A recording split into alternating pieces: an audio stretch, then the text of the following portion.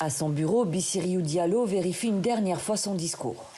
Dans à peine 2 heures, il doit prendre la parole devant le colonel Mamadi Doumbouya, le nouvel homme fort du pays.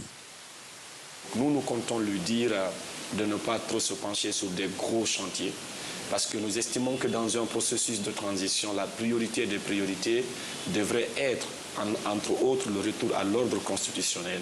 Donc nous lui demanderons de ne pas nourrir d'ambition de s'éterniser au pouvoir.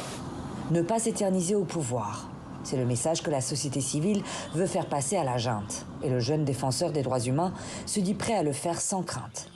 C'est un rendez-vous historique pour nous parce que c'est une occasion de présenter au colonel Mamadi Doumbouya nos points de vue, ce qu'on attend de lui également. Au Palais du Peuple, file d'attente, contrôle de sécurité, un peu de cohue avant d'arriver dans la salle de concertation nationale. Ici, tous attendent un seul homme, le lieutenant-colonel Doumbouya, qui arrive à son habitude en véhicule blindé, en uniforme et entouré d'une grosse escorte militaire.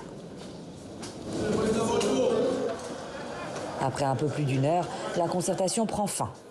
Le lieutenant-colonel Doumbouya s'est exprimé devant les participants.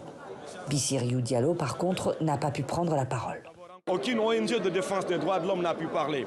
Nous ne pouvons pas comprendre qu'une telle rencontre se produise et que les droits de l'homiste n'aient pas le droit à la parole. Il y a des questions de justice, il y a des questions de lutte contre la corruption, il y a des questions de réforme qu'il faut engager. Si Bissiriou Diallo n'a pas pu parler, d'autres ont pu s'exprimer. On a recommandé à ce qu'un Premier ministre soit déjà nommé et qu'il soit à même de conduire le gouvernement de transition, mais aussi à répondre aux besoins des citoyens.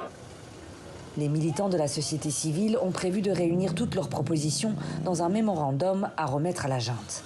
Ces consultations qui s'achèvent vendredi devraient déboucher sur la nouvelle charte de transition du pays.